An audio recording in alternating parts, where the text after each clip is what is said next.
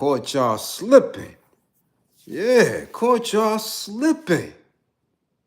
I thank the universal truth and the absolute laws of nature for guiding me, protecting me, and giving me the strength to endure the imperfect. I shall attack with vigor, making progressive moves. A divine mind knows, a divine mind shows. All things work in divine order. All things work in divine order. All things work in divine order. Peace and power to the people of the struggle. Salute, salute, salute. As you come on in, know that this is a safe space. Know that this is a space for learning and getting learned up. This is a space for educating and being educated. This is a space for questions, for answers, for dialogue, for conversation. This is a space where we exchange information. This is a space of love. This is your space. This is unity. All on our path to true liberation. As my classroom assistants come on in, please make sure all funding info, funding links are in the chat for the duration of class. Please make sure all contact information is in the chat for the duration of class. If you or anyone you know is in need of an anger management assessment, please book it. If you believe you have an anger management issue, please book an assessment. Don't wonder about it. Find out. Find out. If you or anyone you know is in need of a domestic violence intervention, or you know or believe that you are going through a domestic violence situation, please book an assessment. Learn the warning signs. The life you save may be your own. Yeah. Caught y'all, excuse me, caught y'all slipping. Caught y'all slipping. Yeah. Yeah, early in the morning. Book club. Caught y'all slipping. Never know. You never know. You never know who's in the spot. ATM, Tim. Peace and power. Get your session in. Murder gang, I ain't late. Cut it out, Steph. Cut it out. This is impromptu book club to see if y'all on y'all theme. To see if y'all on y'all study game. Lucky starter, salute. Peace and power. That's right. Philip Boone. Yeah. Bushhead. Salute. Ghoster. Early in the morning. Oh, yeah. Ghoster made it. Yeah. Unpopping opinions. Got my eye on you. What up, C Blades? I know you are always in effect. Cookie? 55. Yeah, 55. Yeah, 55. Yeah, 55. I ain't see you Saturday, Cookie. 55. Brooklyn Jewels. I see you. Van Rutledge as always. Yes. Call off? You took off today? Don't get fired. Kelton, 55. Angel, salute. Maxwell Trucking, LLC. All right, Trey Finesse, 55. What's going on here? Clarice, I see you. Oh, you off today. Okay, a lot of y'all took off because y'all been touching that liquor. Yeah, I see you. Richardson, salute. Uh-oh. Neema, Washington. What up? What up? Don't get fired. Don't get fired. December's coming. Don't have somebody, because see, New York City kind of insulated. Really, really can't do much on the spur of the moment as far as landlords are concerned. So you all right, but y'all people out of town, there's different rules. They'll put your shit out there on the street, in the ditch, on the curb. Don't get fired talking about you was coming to class because Bliz said I had to be in class and all that. No. Leave that liquor alone. Get y'all ass to work. Get your ass to work. Don't play no games over here. I'm telling you. I'm telling you. Because I don't have it. I don't get supported enough to take care of y'all. So don't get fired. Nah, don't do that. Don't do that. Let's get started. Oh yeah, because we're going to rock and roll today. Because I'm telling you, I'll be catching y'all in other people's rooms. I'll be seeing y'all in other people's chats, and they not intelligent. They got to wait for something in order to make content, in order to go live. We going to think. I'm going to show you all day how this go. This is intelligence here. This is creating our own narratives, our own frames of thought. You understand? We don't wait. Nah, we don't wait. We're not reactionary. We create thought. We create our path. Ain't gotta wait for that. But I caught y'all slipping. And everybody else is gonna get caught slipping. It's only 25 in the building. Have y'all been reading? Have y'all been reading? We gonna find out. Because I'm telling you, what I'm bringing is literature, points of study, to bring everything up to what we're going through today. Do you understand? All of this is reflective of what we have gone through and what we are going through. The only way to combat it is to be right here with it in real time.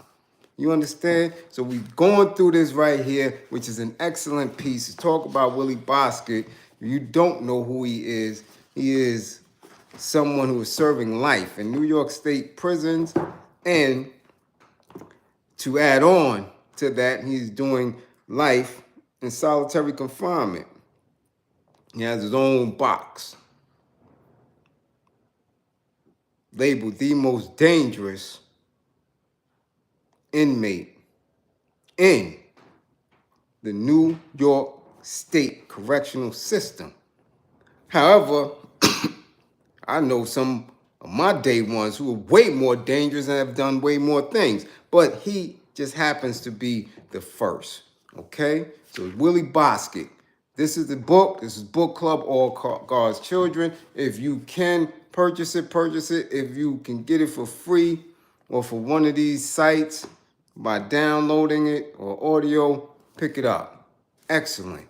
Jonathan Kidd, 55. Okay, so we're on the first chapter. We had already went through, right, the prologue.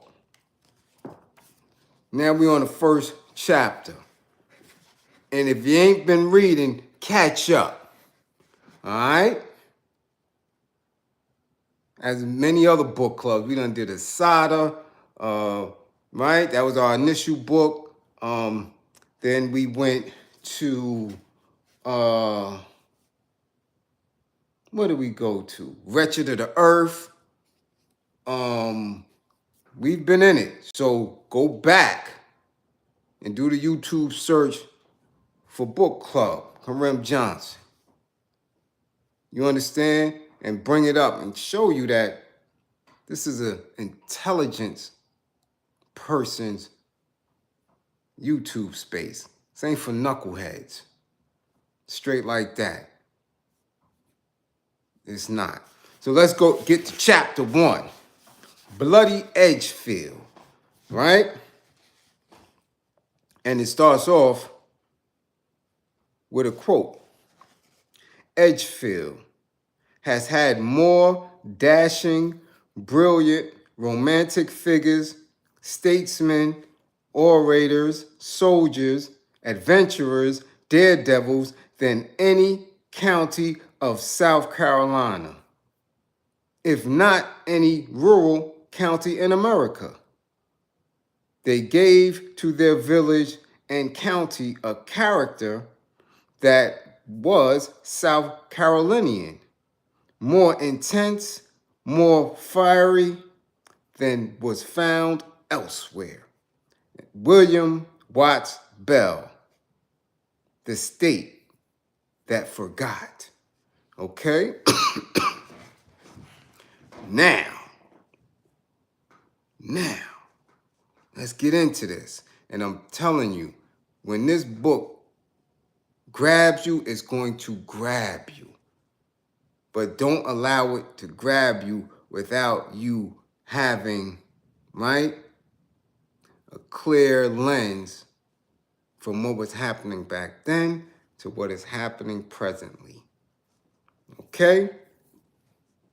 In early November 1781, with the outcome of the American Revolution much in doubt, Captain James Butler of the South Carolina militia got word that a raiding party of Tory loyalists had seized a herd of cattle and a bevy of horses from his neighbors, his fellow settlers at Mount Willing, little more than a forest clearing in the Backcountry wilderness, urged him to lead a force to pursue the marauders. Butler demurred. He had been released from 18 months in a British jail in Charleston only weeks before. He had suffered enough, he said, and his farm needed tending.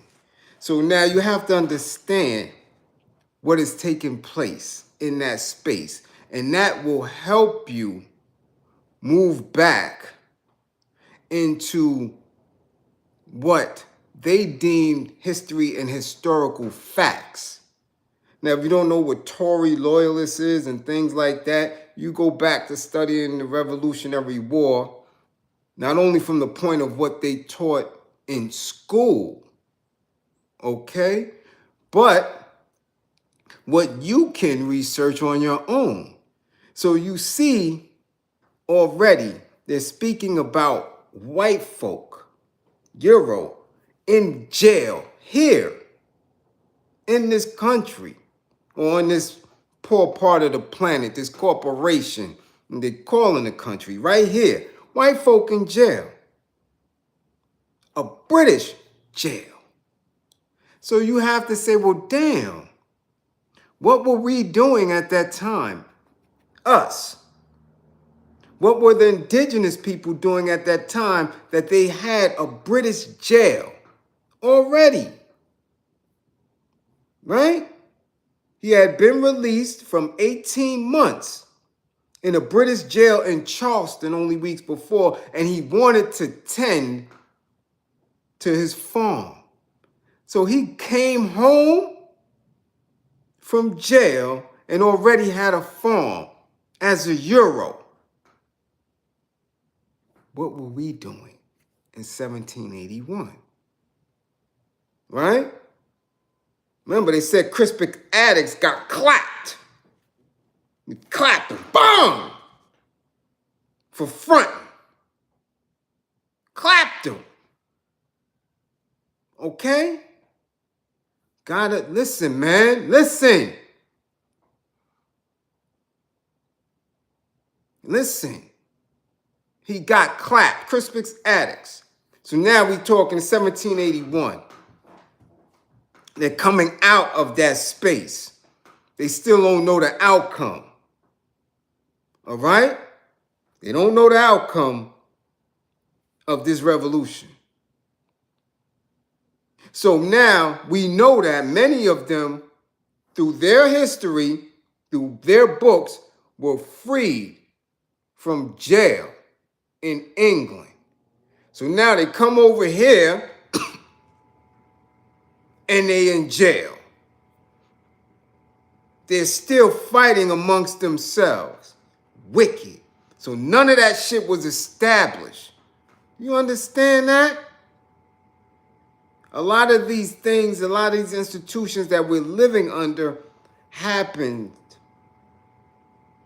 in different times and were accidental.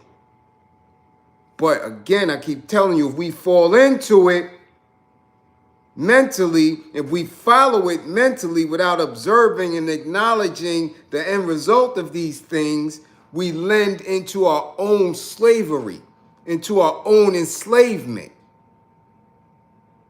when we give them power and authority. First paragraph, I'm telling you, this book club gonna blow your mind. From the first paragraph, we're seeing and witnessing the behavior and the nature of these Euros. Right? Butler had immigrated to the South Carolina backcountry in the early 1760s over the Great Wagon Trail that led from Pennsylvania through the Shenandoah Valley of Virginia, then the most heavily traveled road in America at that time, right?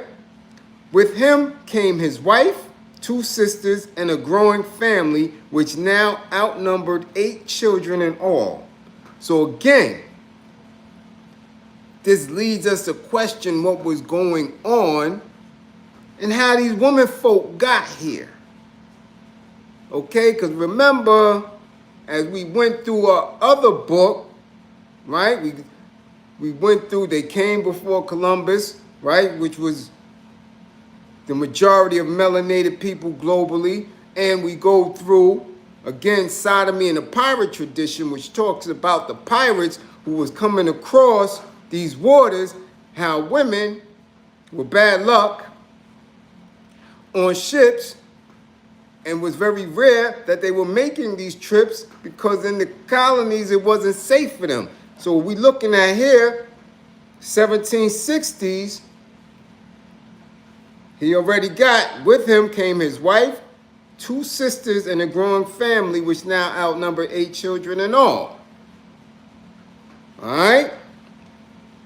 The Butlers were of Scotch-Irish descent, part of a huge wave of 250,000 immigrants who arrived in Pennsylvania between 1715 and 1775 from the north of England, Scotland, and Northern Ireland.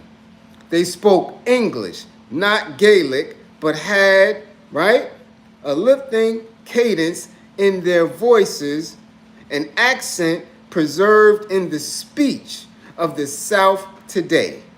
These Scotch-Irish were a poor but proud people who had left their homelands after centuries of incessant warfare. In temperament, they were tough, blunt, touchy, hard-drinking, and pugnacious, which means pugil. They liked to fight. They were violent. Okay? But this is what gets me here. How you poor but proud in 1775? When you're speaking, right? So we got to remember this is a Euro author. So he's saying that they were proud people, but us and indigenous people had no sense of pride until 1960. You saying that these people were already prideful in 1775, though they were immigrants coming from England. Okay, pay attention to what we're reading. Pay attention to the language of it all, okay? We don't just pick up shit and read it and take everything as truth. We have to understand the intent of the author when he's putting it down. Also, our recollection based on what we have researched, read, and studied, and the language and how it relates to us. You dig what I'm saying? So they were proud.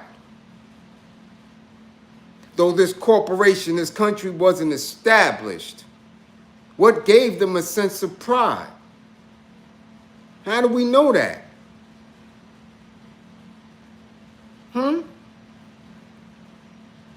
Come on now. Let's go on. The Butlers knew land in South Carolina was promising. It lay halfway between the Blue Ridge Mountains and the Atlantic Ocean in what would become Edgefield County. There were great primeval forests of oak and hickory and endless stretches of long-leaf pine.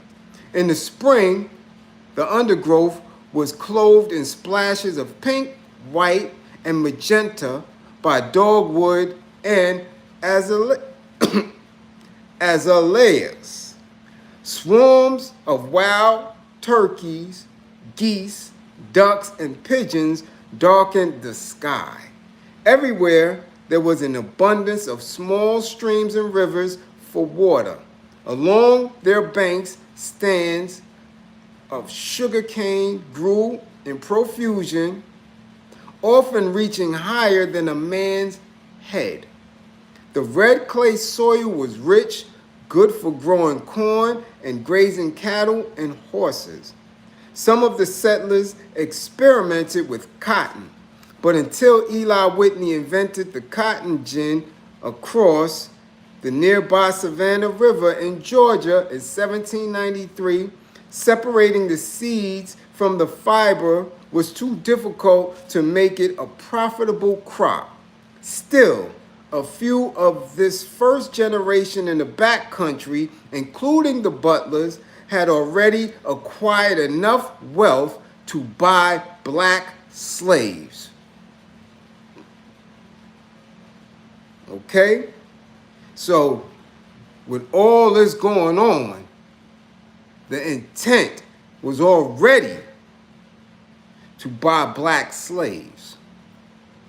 Now, you have to go to other sources to figure out how that was even established and how that was even a thought, because we do know that that indentured servitude of that time also included white slaves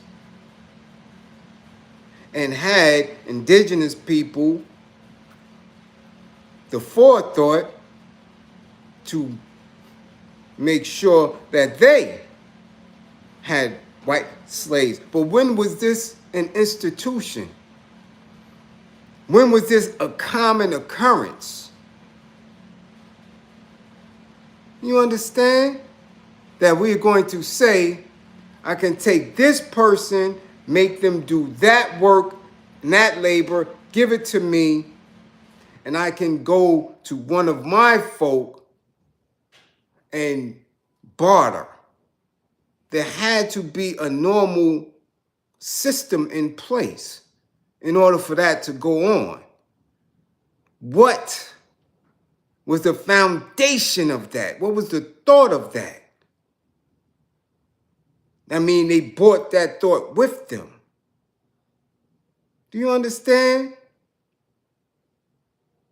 What is it that allowed one human to look at another and say that this is going to be the established order of the day?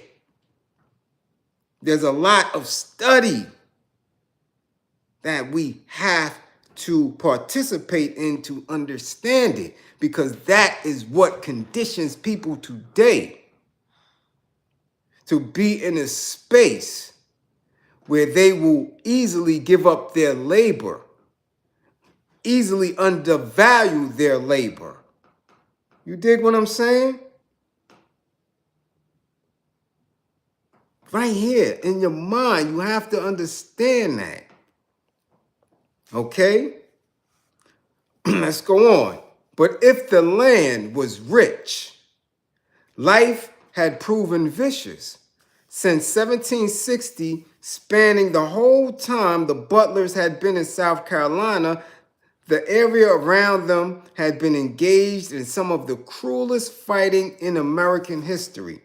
The conflict had started with a massacre in 1760 by Cherokee Indians that killed scores of settlers.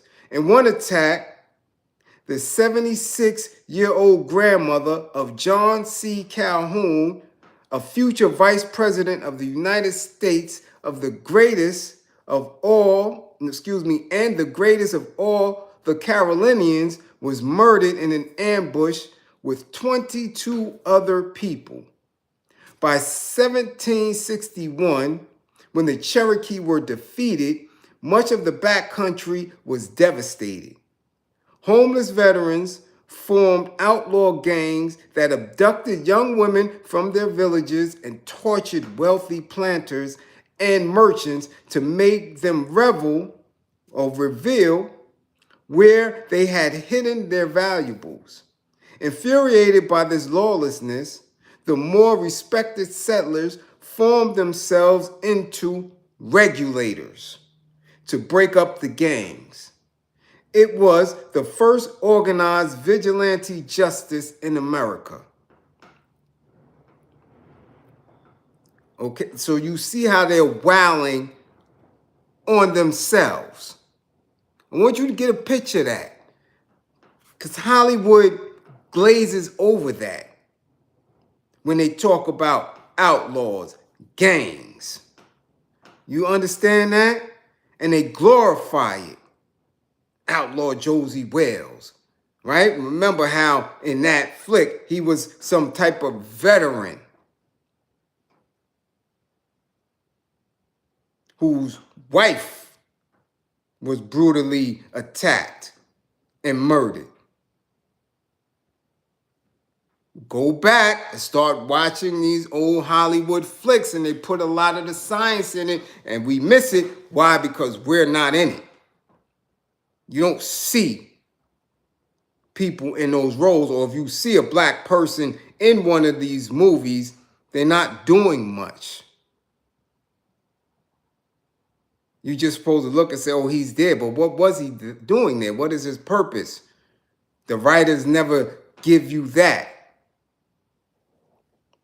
they know you, they just can't wipe you out of history because there's certain things that were going on simultaneously. All right, but you see how they wailing on each other. Homeless veterans. Veterans of what? Veterans of the Revolutionary War. That's what they were calling them back then. Then we have to go back into these words. Veteran, what is the origin of a veteran? Right?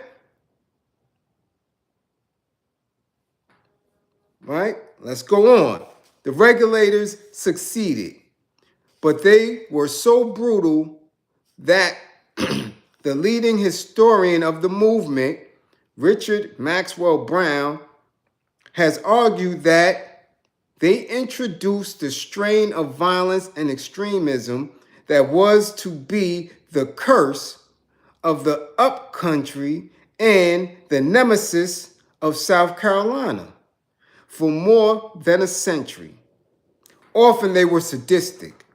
One group of 50 regulators who captured a roguish and troublesome fellow said to be a horse thief, stripped him and tied him to a tree with a wagon chain.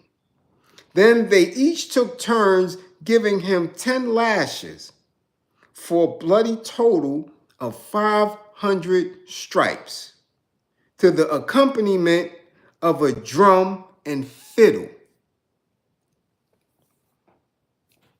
White folk doing it to white folk.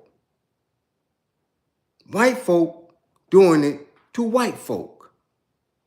You see what they're doing? Do you read that?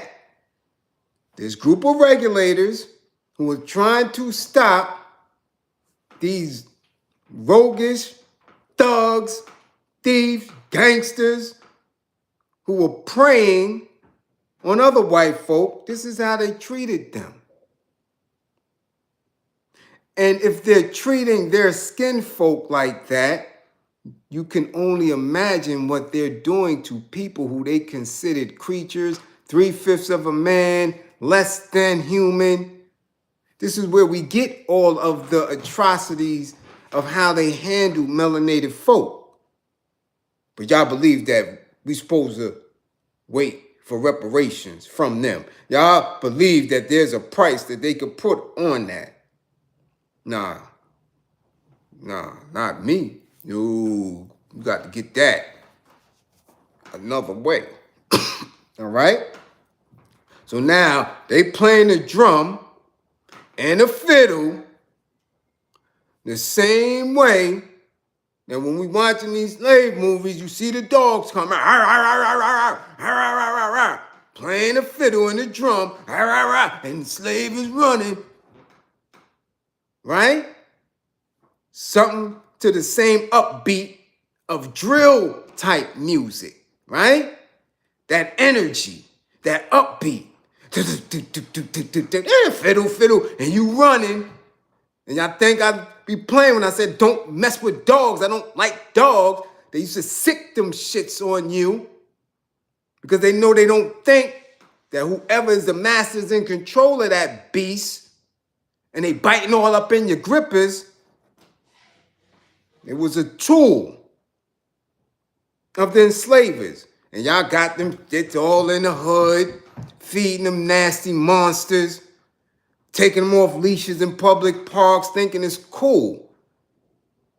Not knowing and believing that that's your subconscious wanting to be in control. All right? So you got the drum and the fiddle going while they whooping on white folk. How many times have we seen that on TV? How many times have we seen that depicted in Hollywood? White folk strapping white folk to a tree and whooping them. You don't see that, right? Dr. Umar not telling you that, right?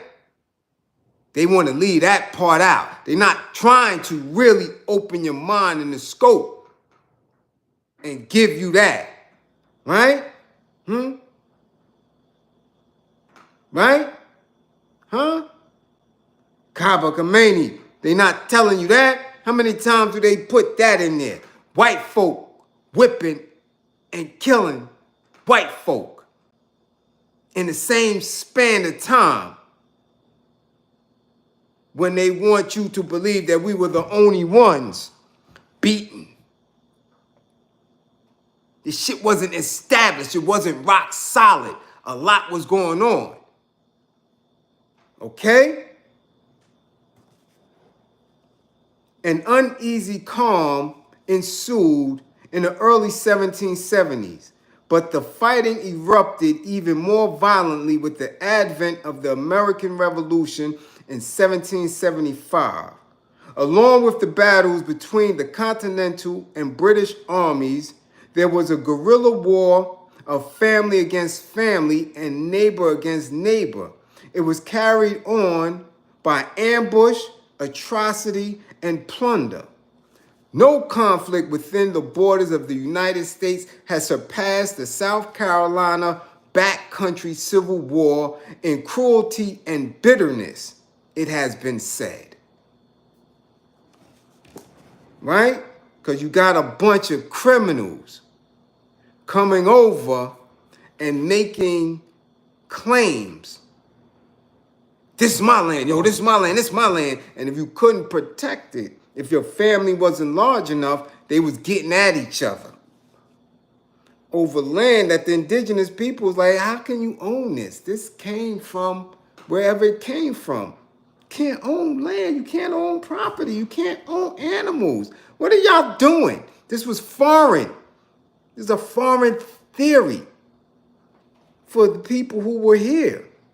What? How can you own the mountains? But these savages, Yaqub's grafted devils, whatever your belief system is, this is how they was getting down.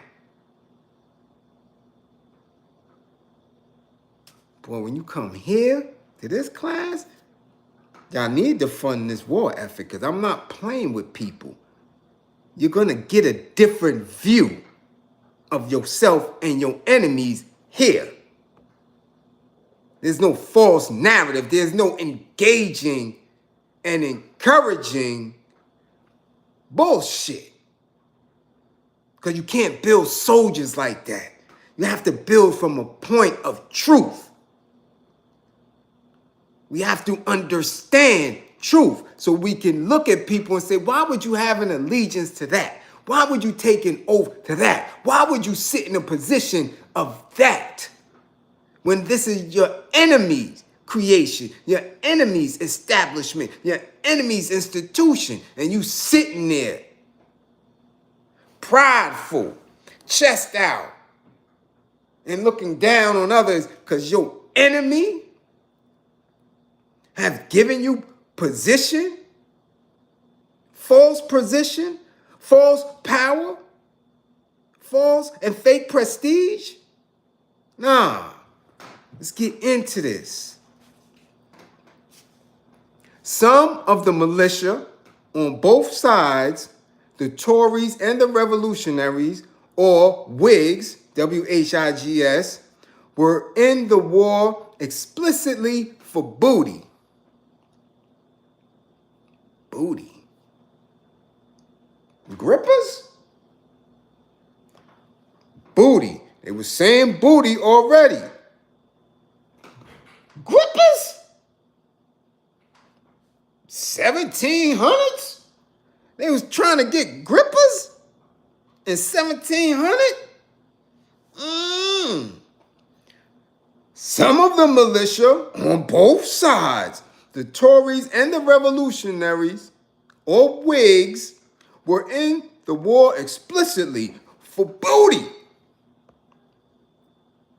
Two of the leading South Carolina Whig officers, Andrew Pickens and Thomas Sumter, made plunder part of their troops' pay. Plunder. That means when you go through something, plunder. That's you. Think what you want.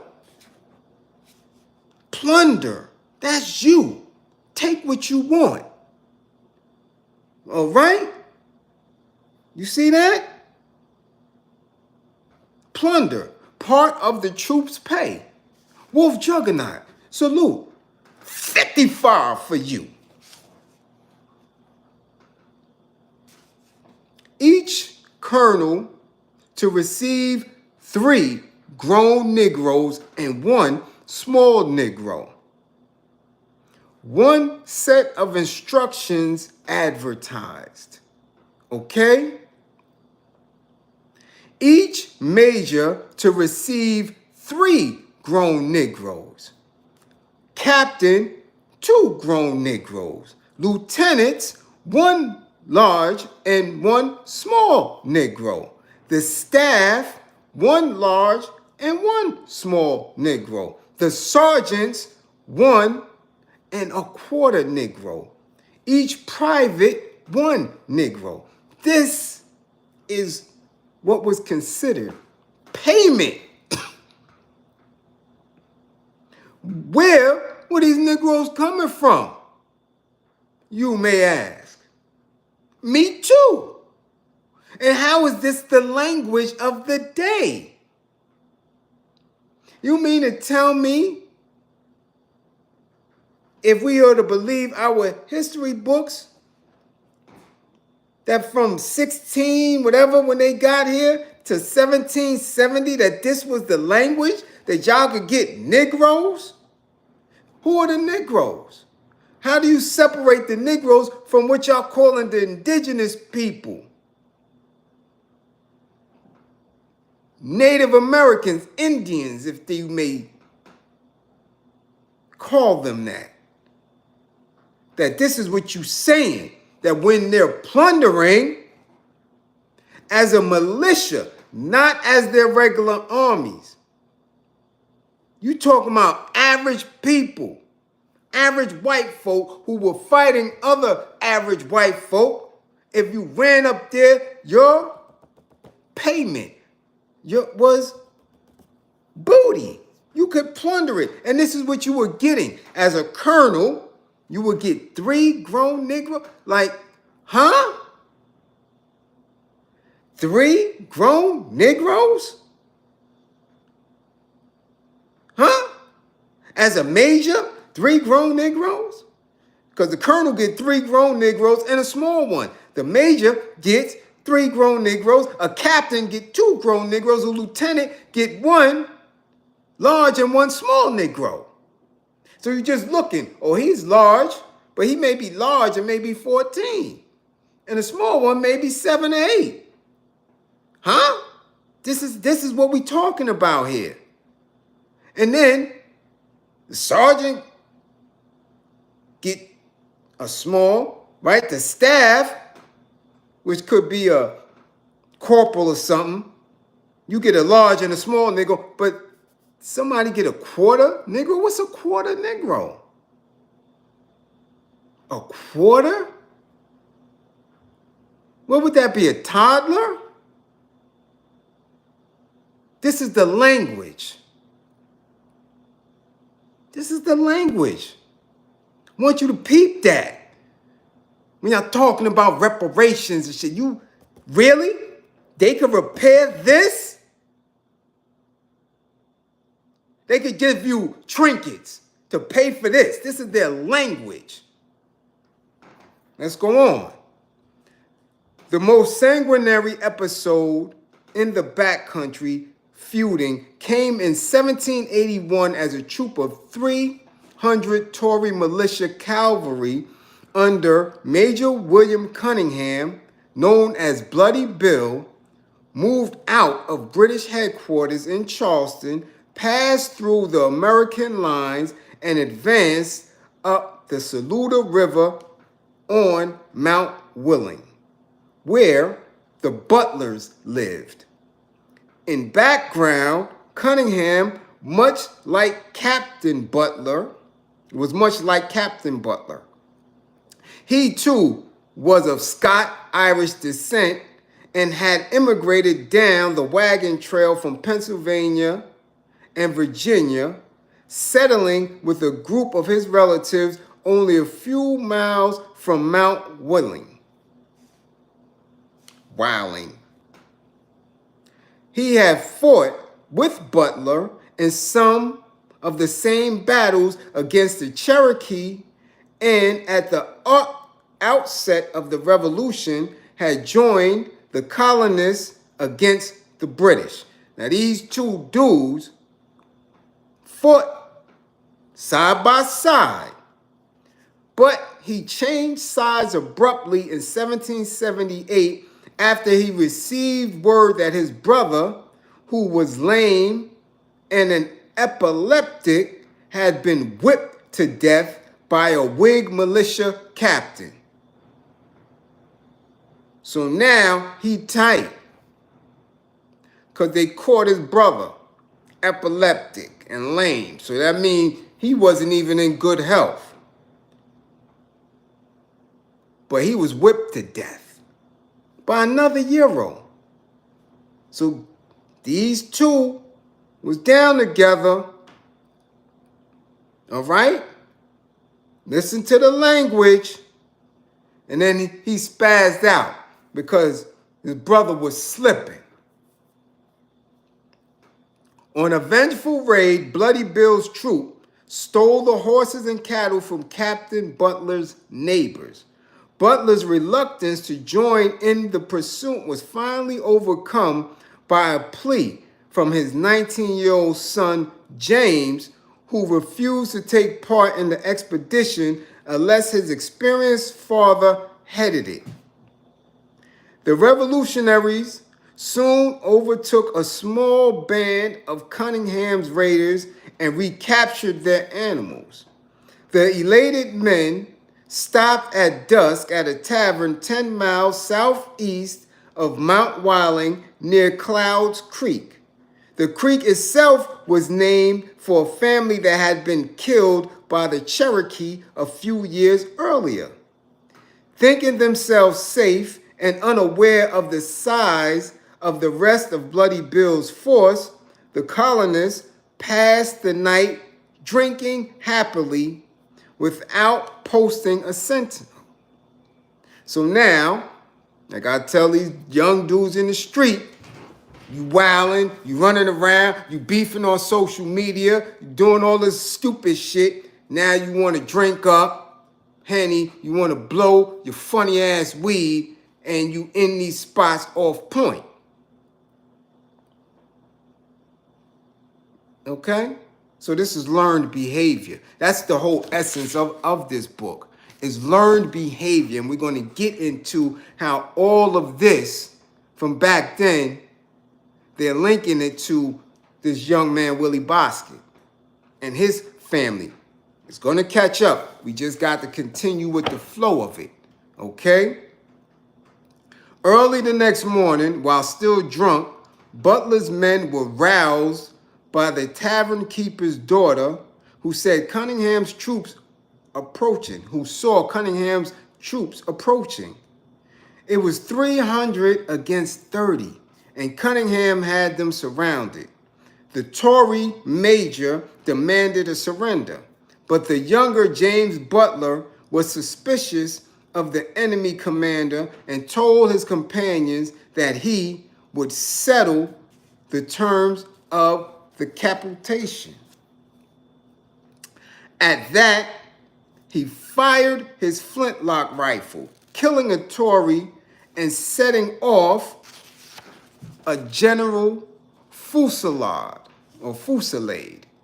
James himself was mortally wounded while he knelt to prepare a second shot. As he lay dying, he handed the rifle to his father, who kept firing until he had exhausted all the balls in his pouch. This is the type of shit. Y'all don't even have good weaponry at all. At all. Y'all gotta kneel down and put shit, but y'all fighting, y'all going to war. You gotta balls in the pouch and reload and all that. But this is how savage y'all are against their own people now. Okay? And yes, pick up the 55 gang t-shirts. Get the merch, because we're not seeing anything else come through. So pick up the 55, especially you consistent 55ers. Get your 55 gang t-shirt. All right? So now, his son is already dead. He wouldn't be there if it wasn't for his son amping him up. Like, nah, we got to go do this. An unconditional surrender was arranged. The revolutionaries was made to stand on a ladder suspended as a bench. And Bloody Bill then ordered that they all be put to the unsparing sword. Captain Butler grabbed a pitchfork and tried to defend himself until a saber stroke severed his right hand. Only 2 of the 30 men escaped. 2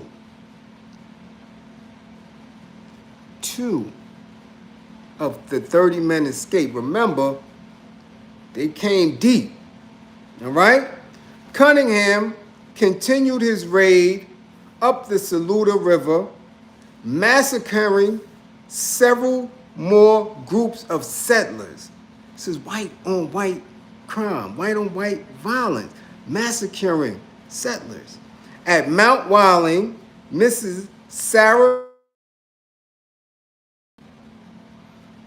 Y'all with me? Y'all with me? Right? At Mount Wilding, let me know if y'all still with me. Mrs. Sarah Smith, a sister of Captain Butler's, led a group of wives, mothers, and sisters to bury the dead. Only Captain Butler, with his severed hand, and his son were recognizable. The rest of the men were placed in a common grave dug by the victim's slaves. So now they got slaves of the Butlers, Captain Butler and them, digging graves for their now dead former masters. White women watching this. So they spared these white women, but these white men ravished each other. And the slaves are just sitting there digging graves. You understand this? This is what, where's the story of the slaves? The stories, again, back then, you weren't allowed to read or write, if that's what we're believing. So there's no documented history on how we were moving. Okay?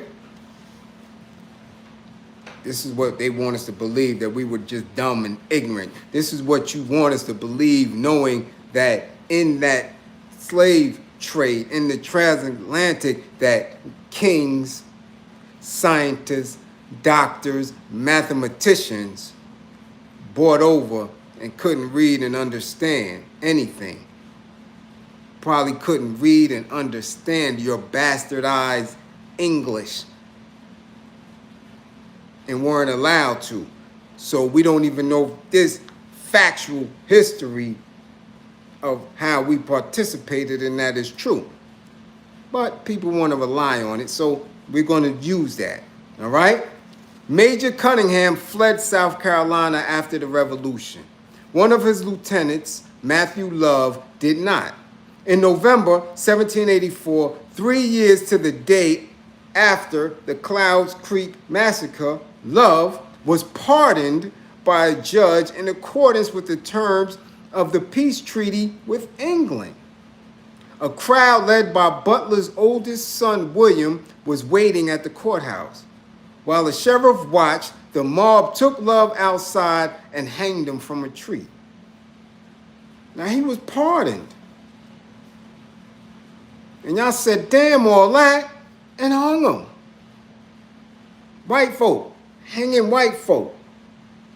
The only time I saw that was very recently when we were watching, I believe it was Roots, on one of these new channels. I don't know if was it Hulu or was it something. We was watching Roots and they hung that white woman for helping slaves and teaching them. They hung her at the end of the season.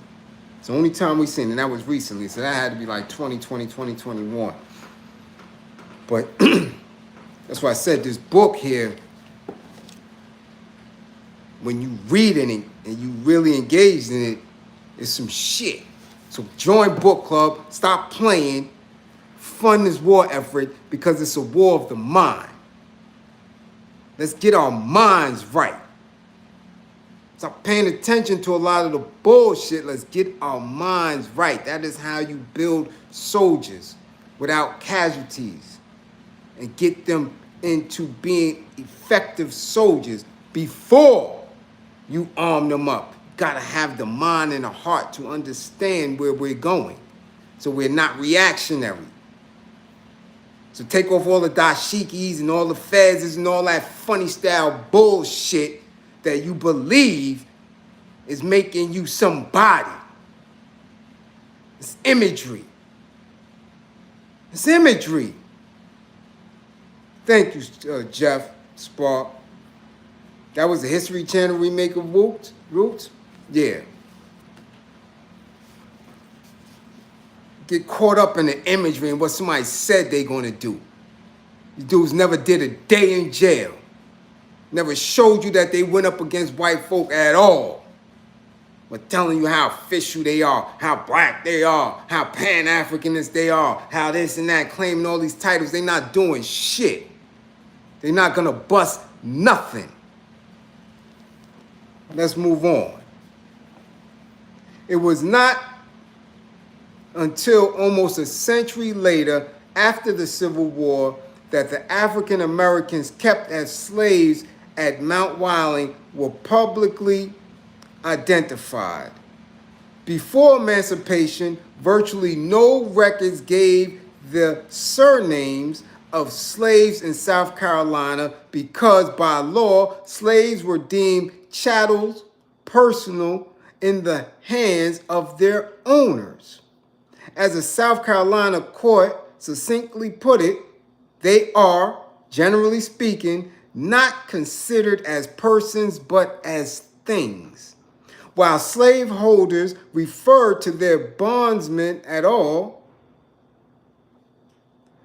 on bill of sale or in inventories of their plantations, they listed only their slave's first name. But in 1868, the name of Willie Boskett's great-great-grandfather, Aaron Boskett, appeared on the voter registration rolls for Mount Whiling Precinct, Edgefield County. It was the first election in which the former slaves were allowed to vote and the first public recording of Willie's family. Willie's ancestors had not chosen to live in Edgefield. They had been sold into slavery there, and legally they did not exist.